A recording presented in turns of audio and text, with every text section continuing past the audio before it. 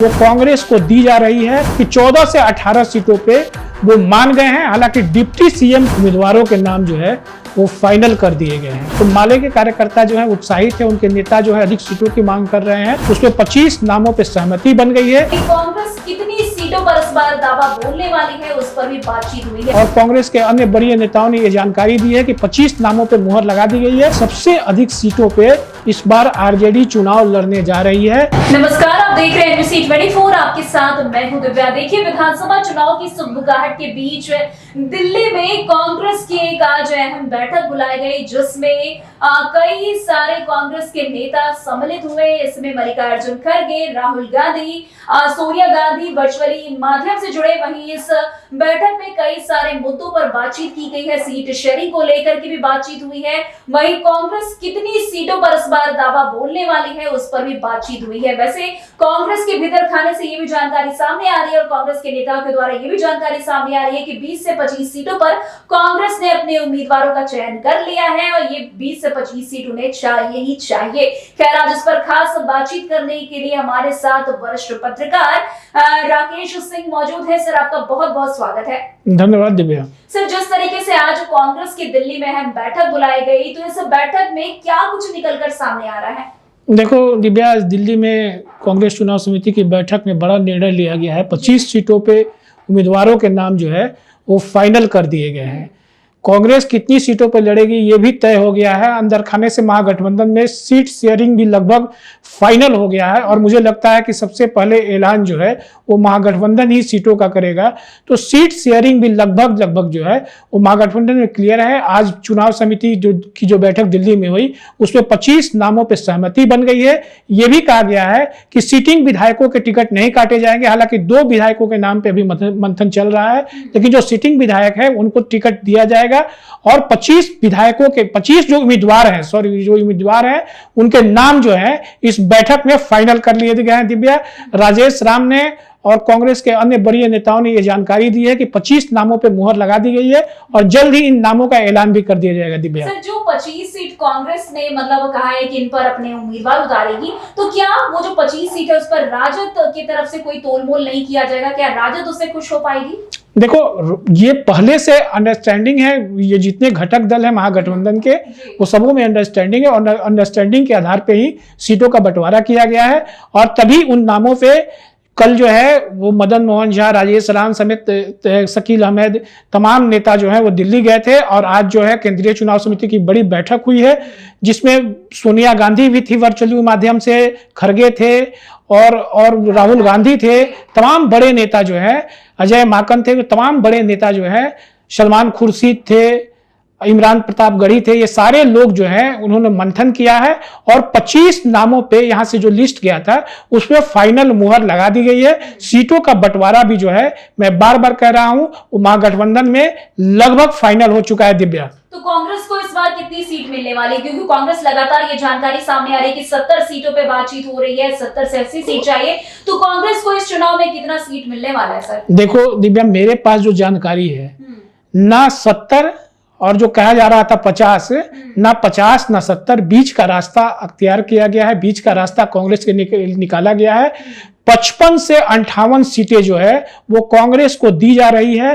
और ये सूत्रों के अनुसार जो मेरे पास खबर आई है, मुकम्मल खबर है, 130 से 35 सीटों पर जो है वो आरजेडी लड़ने जा रही है। लेकिन आरजेडी जो है वो अपने खाते से 3-3 सीटें जो है वो झामुमो और रालोजपा, राष्ट्रीय लोक जनशक्ति पार्टी जो पशुपति कुमार पारस की पार्टी है, उनको 3-3 सीटें जो है वो अपने कोटे से आरजेडी देगी। और मुकेश सहनी जो है वो बैकफुट पे आ गए हैं। वो 14 से 18 सीटों पर कहा जा रहा है, जो हमारे सूत्र जो है बता रहे हैं, जो महागठबंधन से जुड़े सूत्र हैं वो कह रहे हैं कि 14 से 18 सीटों पे वो मान गए हैं। हालांकि डिप्टी सीएम पद पर उनका दावा अभी भी बरकरार है और शायद यही कारण है कि डिप्टी सीएम का पद दिखाकर मुकेश सहनी को मना लिया गया है। 30 से 35 सीटें जो है वो वाम दलों को देने पे सहमति बनी है। वाम दलों में सबसे बड़ा दल जो है वो माले है। माले ने पिछली बार यानी 2020 के विधानसभा चुनाव में भी 19 सीटों पे चुनाव लड़ा, 12 सीटें जीती। तो स्वाभाविक तौर पे माले का दावा जो है वो सीटों पे ज्यादा बनता है। 2 लोकसभा सीटें भी पिछले लोकसभा चुनाव में 24 में जो लोकसभा चुनाव हुए उसमें भी 2 लोकसभा सीटें माले जीती है। तो माले के कार्यकर्ता जो है उत्साहित है, उनके नेता जो है अधिक सीटों की मांग कर रहे हैं।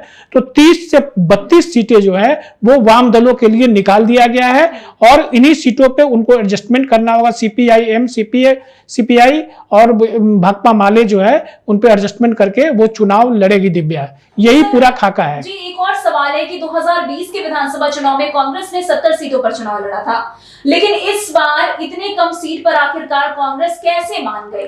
देखो, कांग्रेस को मानना इसलिए पड़ा कि महागठबंधन चाहती है दमखम से चुनाव लड़ना और जो जीतने वाले उम्मीदवार हैं उनको मैदान में उतारना का जो है महागठबंधन के जो नेता है, कोऑर्डिनेशन कमेटी के अध्यक्ष हैं तेजस्वी यादव, वो चाह रहे हैं कि जो जीतने वाले उम्मीदवार हों वो मैदान में उतरे। इसी कारण से सबसे अधिक सीटों पे इस बार आरजेडी चुनाव लड़ने जा रही है।